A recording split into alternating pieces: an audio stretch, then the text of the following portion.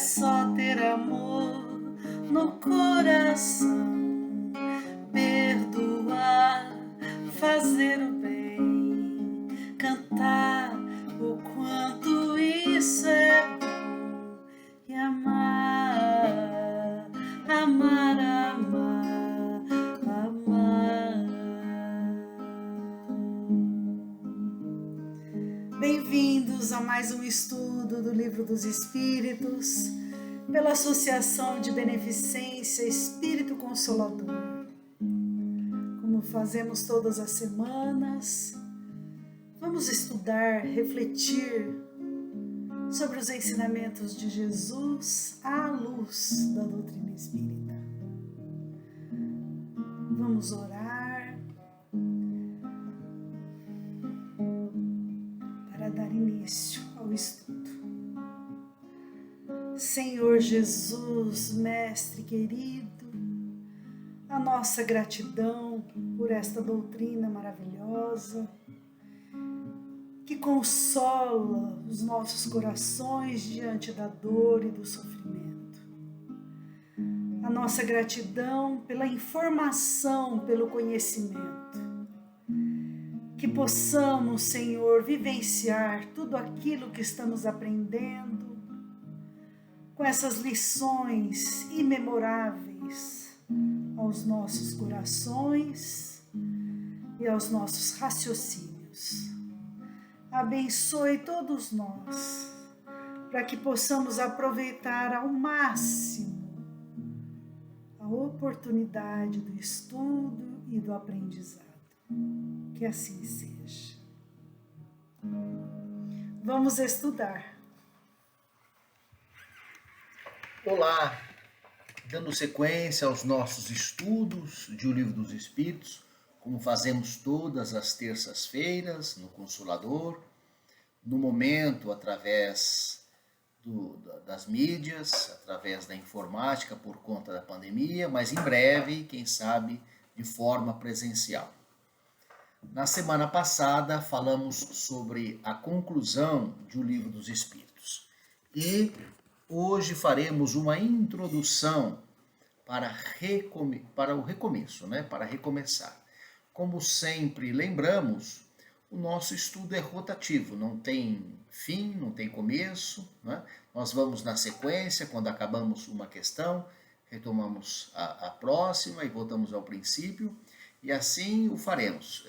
O estudo é para sempre, Quando a gente acha que vai terminar, nós começamos de novo e aí nós vemos o quanto ainda temos para aprender, Então, o primeiro detalhe que eu queria lembrar, já falamos outras vezes, muitos já sabem, mas para iniciar o assunto, o Livro dos Espíritos, ele foi publicado em 1857, 18 de abril, uma data que é sempre lembrada, sempre comemorada nos meios espíritas, Agora, um detalhe interessante, que é histórico, é que o Livro dos Espíritos foi publicado originariamente com apenas 501 questões. Então, em 1857, Allan Kardec soltou o Livro dos Espíritos, que era praticamente metade do que é hoje.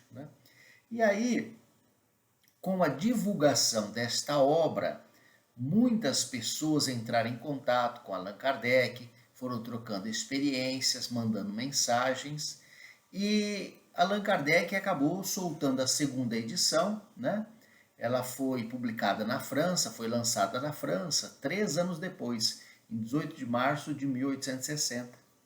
E aí o Livro dos Espíritos foi revisto, Então, para a revisão, Allan Kardec levou em conta o contato que ele manteve com 15 países na Europa e nas Américas. Então ele pegou as comunicações, ele refez perguntas para vários médiuns em várias partes do mundo e confrontou as respostas, compilou as respostas, e nessa segunda edição já saíram 1018 perguntas e respostas. Alguns livros ainda hoje trazem 1018 questões, outros 1019. Na verdade, a questão 1010 ela foi desmembrada em duas surgindo a nova 1011, então aumentando uma questão, aumentando um número. O conteúdo é o mesmo. Então, uma edição que tenha 1018 questões vai ter o mesmo conteúdo que outra edição que tiver 1019. Só que a questão 1010, ela vai ser, na verdade, duas, na edição que tiver 1018 livros, né? Mas o conteúdo é o mesmo, né? E por conta desta publicação inicial em 1857, hoje, né, tem uma simbologia muito grande que nós consideramos a fundação, né, que o Livro dos Espíritos é a obra fundadora da doutrina espírita, né, trazendo esses aspectos científico, filosófico e religioso, né, da doutrina, lançando as bases que posteriormente seriam aprofundadas nas outras obras do Pentateuco, né, que Allan Kardec soltou nos próximos anos, nos anos seguintes, enfim. Mas, de qualquer forma, o Livro dos Espíritos tem esse símbolo, né, essa conotação de ser o início, né, de ser o início. Se o Livro dos Espíritos ele foi lançado em 1857, se o plano espiritual, se Deus, nosso Pai, né, se os benfeitores, que são muito mais capacitados que nós, entenderam que em 1857 este livro já poderia estar entre nós, é porque nós temos condição de entendê-lo. Então, todos nós aqui na Terra, que estamos mais ou menos nas mesmas condições, temos condição de compreender o Livro dos Espíritos. Eu estou falando isso porque às vezes algumas pessoas não querem estudar, falam, não, é muito difícil, eu não entendo. Não, temos condição de entender. Naturalmente, que pode ter alguma palavra que era utilizada lá no passado, que hoje caiu em desuso, né? Porque o linguajar é dinâmico, né? A linguagem muda, né? O português, que era falado quando os portugueses aqui chegaram, no começo da colonização, já não existe mais, né?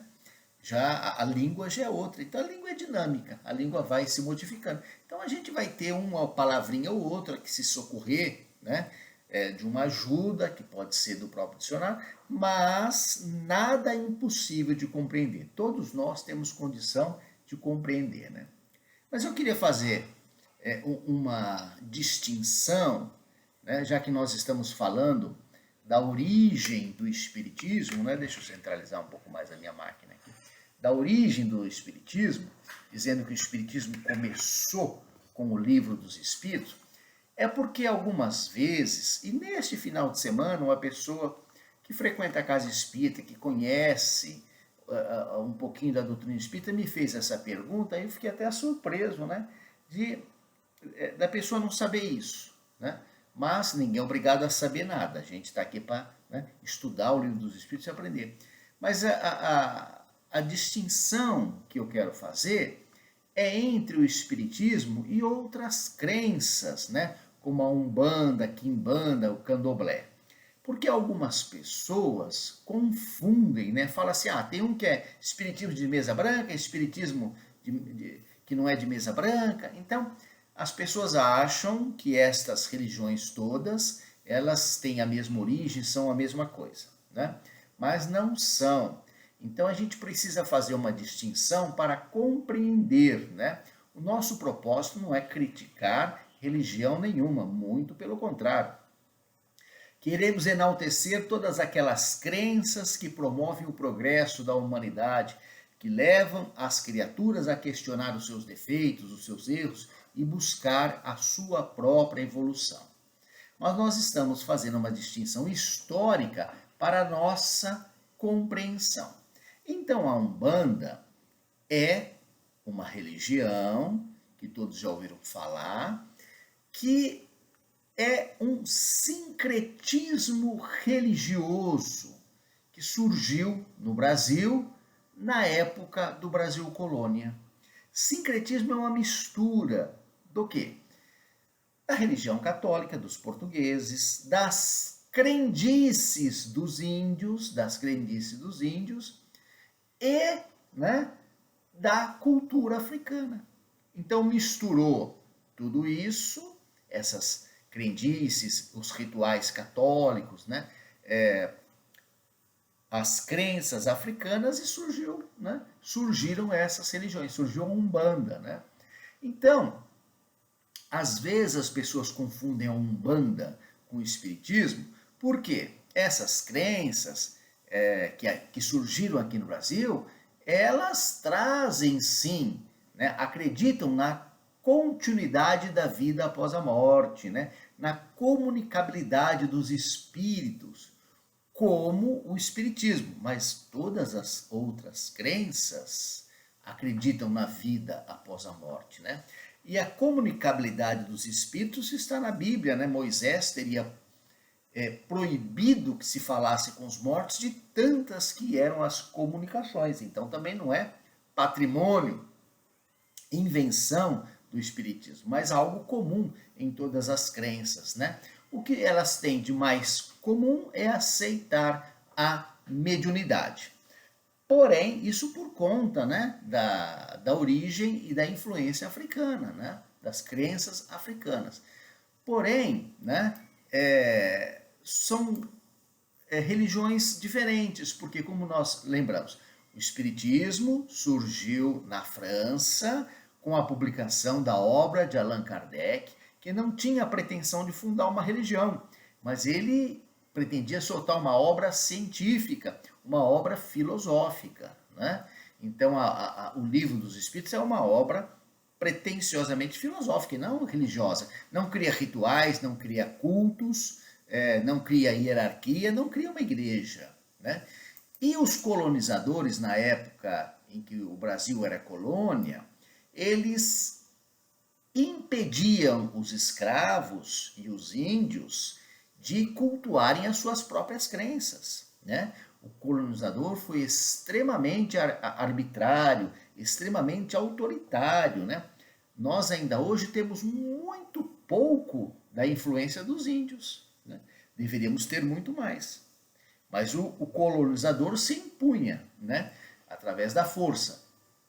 Então, ele obrigava os escravos, o colonizador, os escravos e os índios a cultuarem os santos católicos, né?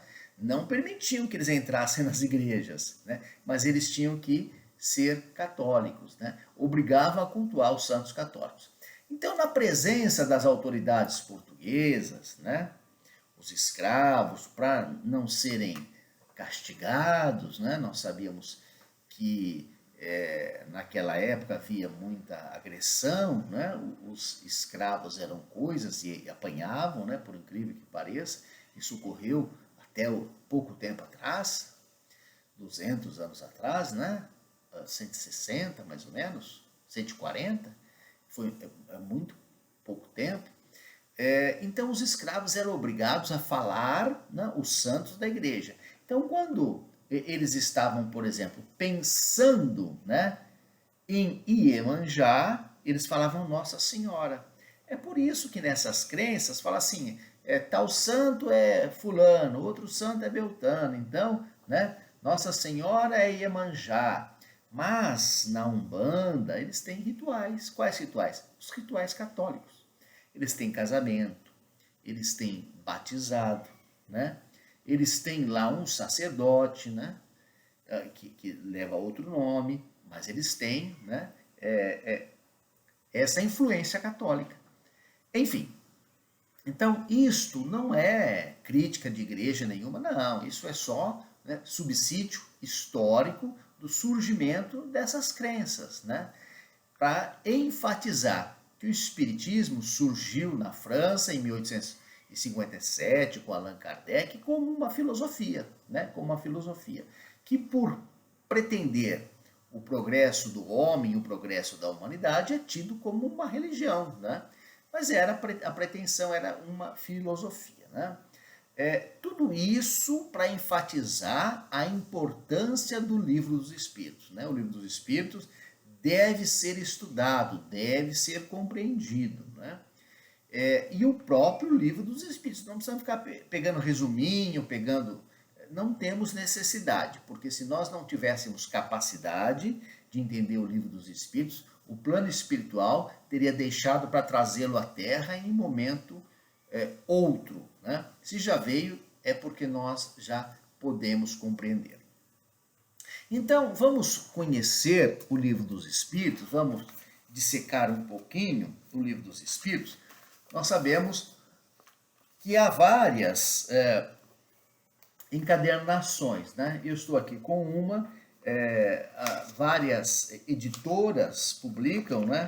Esta minha aqui, Instituto de Difusão Espírita, tanto faz, né?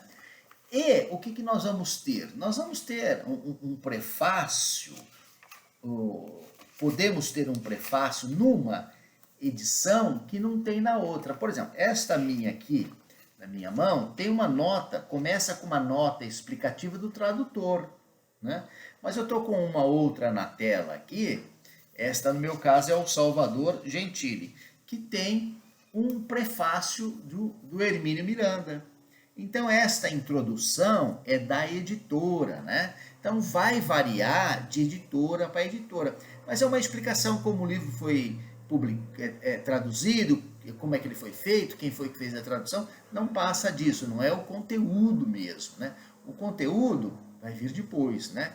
Depois deste prefácio, dessa nota explicativa, nós vamos encontrar, né, a introdução ao estudo da doutrina espírita. Aí sim, né, é a introdução.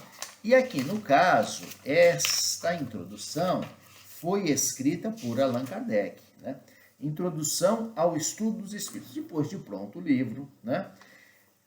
Depois que ele já conhecia a doutrina, então ele fala assim, vou apresentar para vocês, vou introduzir para vocês o livro que eu estou, né, publicando, né? Então ele explica, por exemplo, que ele precisou criar alguns vocábulos para explicar algumas coisas que os espíritos estavam falando e sequer vocábulo tinha na Terra, né? Então ele explica, por exemplo, o que é perispírito, que ele, né, utilizou essa palavra, ou princípio vital, né, uma palavra que ele também, uma expressão que ele se utiliza, ele não se aprofunda na doutrina, isso vai ser desenvolvido no Livro dos Espíritos propriamente dito, mas aqui ele apresenta, né, o que é o espiritismo, o que é um espírito, o que é uma alma, né? É um texto aí que tem cerca de 30 páginas, muito interessante também, a leitura fica recomendada. E aí em seguida, o Livro dos Espíritos, o conteúdo, né, dividido em 4 partes, nós sempre falamos isso e vamos repetir, isso é interessante, né? Então a primeira parte do Livro dos Espíritos trata das causas primeiras, né? A segunda parte trata do mundo dos espíritos, né? Ou o mundo espírita. A terceira parte, que também se chama terceiro livro, primeiro livro, segundo livro, terceiro livro, ou terceira parte, trata das leis morais. E a quarta parte, ou quarto livro, esperanças e consolações. Então nós temos os 4 livros, as quatro partes que são o conteúdo, né, propriamente dito, de O Livro dos Espíritos. Aí depois disso vem uma conclusão, que nós vimos na última semana, estudamos a conclusão. O que Allan Kardec nos fala nessa conclusão? É um texto de Allan Kardec, a introdução e a conclusão. E depois o conteúdo, é a comunicação dos espíritos. A conclusão, Allan Kardec, ele faz uma projeção do que ele acha que vai acontecer. Ele estava oferecendo, né, à sociedade uma nova filosofia. Ele já via, né, já sentia um preconceito mesmo, porque já publicava a Revista Espírita anteriormente. Então ele projeta, ele idealiza o que ele acha que vai acontecer. E de fato ele estava com a razão, né? Ele disse que a doutrina iria se desenvolver, que ia sofrer muita perseguição. E tudo isso está no nosso encontro anterior, está publicado, se alguém não viu e tiver interesse sobre a conclusão de O Livro dos Espíritos, fizemos, né, na semana passada um estudo sobre a conclusão do Livro dos Espíritos. Depois disso, vem um resumo biográfico, né, que a gente não coloca muita atenção, né, está lá no finalzinho, mas é muito interessante, né? Nesse resumo biográfico, nós vamos encontrar, né, a bibliografia dos espíritos comunicantes. Eu estou vendo aqui nessa edição, por incrível que pareça, essa edição não tem. Então, algumas edições vão ter explicando quem é quem, né? Tem lá Santo Agostinho, né? Tem lá Emanuel Swedenborg, né? Ah, mas esse Emmanuel aí é o Emmanuel do Chico Xavier? Não, é outro, fala quem que ele é, né? Que ano que ele viveu, né? Depois fala quem é João Evangelista, São Luís, Paulo de Tarso, Sócrates, Platão, né? São Vicente de Paulo. Então dá uma noção de quem são esses espíritos que fizeram as comunicações. E para finalizar, nós vamos ter o índice remissivo. Não é? Esse índice remissivo, antigamente a gente usava bastante, né, nos livros. Hoje nós temos o computador, ficou um pouquinho mais fácil. Mas o índice remissivo é muito importante. Né? Eu quero saber, por exemplo, foi falado sobre caridade, né? Onde é que está a caridade? Então eu vou lá no índice, lá no final, né? E procuro a palavra caridade, né? E vejo, né? Que página, que capítulo que trata deste assunto caridade. Então esse índice nos ajuda a gente a encontrar, né? Aqui, achei caridade. Página 345, 338, 341, página 41. Em alguns livros é chamado índice analítico. A Andrea trouxe aqui um outro material dela, esse aqui é de 1945, quando ela começou na evangelização. É um livro, estou vendo aqui, 1945, É 1800. Então aqui chama índice analítico, né? Outro nome, mas é a mesma coisa, né? É um índice remissivo, é um índice que nos ajuda a localizar algum assunto que a gente queira, né? Às vezes vai preparar uma palestra, enfim. É muito prático, né? Muito prático. Hoje no computador a gente acha até mais fácil, né? A gente digita a palavra e pede para procurar que ele encontra. Muito bem. Voltando ao mérito de O Livro dos Espíritos, que trata aí dessas 4 partes, né? Nós falamos que são 4 livros. Então, a primeira parte é a causa primeira, né? O que é a causa primeira? É onde se desenvolve o tema Deus, trata dos elementos gerais do universo e trata da criação dos mundos. Então, na primeira parte, no primeiro livro, Deus, elementos gerais e criação dos mundos. Que Allan Kardec viria posteriormente a se aprofundar no livro A Gênese. Então, as causas primeiras, as causas primárias, elas são aprofundadas no livro A Gênese, que veio a ser publicado, né, em 1868. Quer dizer, quantos anos depois de O Livro dos Espíritos? 11 anos depois. Allan Kardec acaba se aprofundando na Gênese. Né? A segunda parte de O Livro dos Espíritos é o mundo espiritual, o mundo dos espíritos, que Allan Kardec se aprofundou no Livro dos Médiuns, publicado em 1861, né? 4 anos depois. Então a primeira parte deu origem à Gênese, a segunda parte ao Livro dos Médiuns. E a terceira parte, as leis morais. Isso é o mais fácil, né? Quando estudamos as leis morais, a gente lembra muito do Evangelho, né? Então, as leis morais, elas equivalem ao Evangelho segundo o Espiritismo aprofundado, que foi lançado 2 anos depois que o Livro dos Médiuns, né? Foi em 1863. Foi lançado, né? Deixa eu fazer as contas, de 1857 para 63, 6 anos depois. Então o Evangelho veio 6 anos depois que o Livro dos Espíritos. E finalmente, o livro Esperanças e Consolações. Esperanças e Consolações, que é o 4º livro, que vai dar ensejo ao livro O Céu e o Inferno, né? Lançado por Allan Kardec em 1865. Né? 8 anos depois de O Livro dos Espíritos. Então nós vemos que além de ser a primeira obra, assim, no sentido nesse sentido de lançamento, de início, de simbologia, né? Porque na verdade o Espiritismo sempre existiu, é o homem que não não conseguia sistematizar, né? Não conseguia compreender. Na verdade, o homem não inventa nada, ele descobre o que existe na natureza, e o livro dos Espíritos, a doutrina já existia, né? Esse conhecimento sempre existiu, essas situações fáticas sempre existiram, nós é que não compreendíamos, né? Então, Allan Kardec sistematizou, ele não inventou nada, ele colocou no papel aquilo que já existia. Então, além do livro dos Espíritos ter essa importância como obra de lançamento da nossa doutrina, ele é a base das outras 4 obras do Pentateuco Espírita. Então, se nós estudarmos o livro dos Espíritos, nós vamos ter uma noção geral de tudo, noção geral de tudo. Né? E depois podemos nos aprofundar estudando as outras obras do Pentateuco Espírita, né?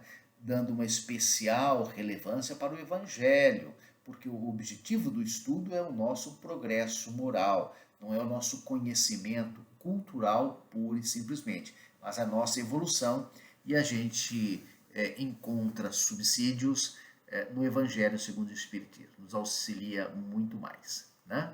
Então já falamos que a primeira parte do Livro dos Espíritos cuida das causas primárias, fala de Deus, dos elementos gerais do universo, né, da criação dos mundos. Vamos então pincelar algumas questões da primeira parte, que nós vamos estudar oportunamente, só para a gente, né, se recordar, né, ou para introduzir. A primeira questão do Livro dos Espíritos, uma questão, né, muito importante, pergunta o que é Deus. Né? Deus é a inteligência suprema, a causa primária de todas as coisas. Então nós sabemos, Deus não é um homem, Deus não é um velhinho de barba branca, Deus é uma inteligência, né? Nós fomos feitos à imagem e semelhança de Deus, então nós somos imortais, nós somos, né, inteligentes, mas Deus não foi feito à nossa imagem e semelhança, Deus não é um homem, né? Deus, ele é a inteligência que criou tudo, que anima tudo, né?